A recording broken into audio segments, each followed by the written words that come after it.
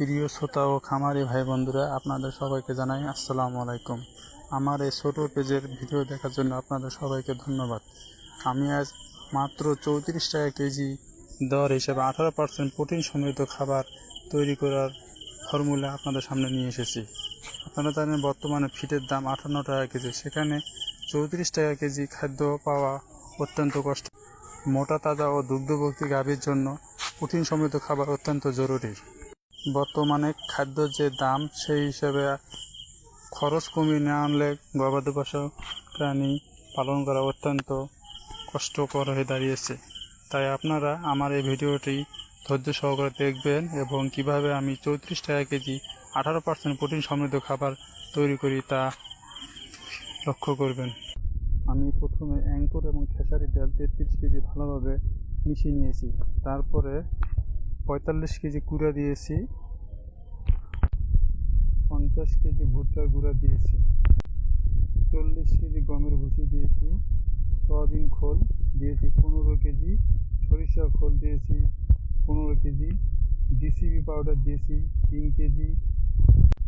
আপনারা জানেন ডিসিবি অত্যন্ত গুরুত্বপূর্ণ খাদ্য তৈরিতে এবং গরুর খাদ্যে ব্যবহার করার জন্য।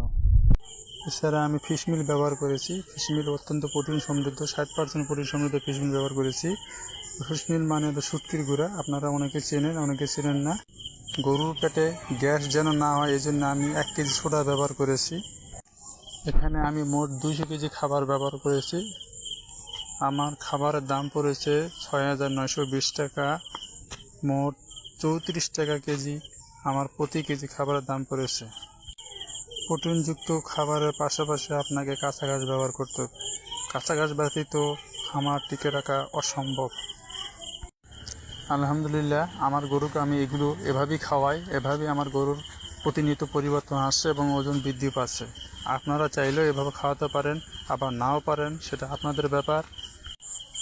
মনে রাখবেন, যত কম দামে আপনি খাদ্য তৈরি করতে পারবেন তত আপনার প্রফিট গরুতে হবে। আপনার যদি গরু খাদ্য তৈরিতে অধিকাংশ টাকা ব্যয় হয়ে যায়, তাহলে আপনার প্রফিট খুব একটা বেশি হওয়ার আশা নাই, কারণ বর্তমানে সব কিছু ঊর্ধ্বগতি দাম। এবং চেষ্টা করবেন নিজে এই খাবারগুলো কিনে এনে তৈরি করা। অনেকে অনেক ধরনের খাবার তৈরি করে থাকে, 40 টাকা 45 টাকা কেজিও পড়ে। আমি চেষ্টা করলাম অল্প দামের মধ্যে, সর্বোচ্চ কম দামের মধ্যে খাদ্য তৈরি করতে। আপনারা অবশ্যই ফিশ মিল ব্যবহার করতে পারেন। ফিশ মিল অত্যন্ত প্রোটিন সমৃদ্ধ খাবার। এছাড়া খাদ্যের মান আরও ভালো করার জন্য আপনারা ডিবি পাউডার ব্যবহার করতে পারেন। যে কোনো ডিবি পাউডার ব্যবহার করলে খাদ্যের মান আরও বৃদ্ধি পায়। আপনারা চেষ্টা করবেন সয়াবিন খোলের ব্যবহার করতে। সয়াবিন খোল অত্যন্ত প্রোটিন সমৃদ্ধ খাবার। এর সাথে ফিশ মিল ব্যবহার করবেন। ফিশ মিলও প্রোটিন সমৃদ্ধ খাবার। সয়াবিন খোলের দাম অধিক হতে আপনারা যদি না পারেন, তাহলে সরিষার খোলটা অবশ্যই বাড়িয়ে দিবেন।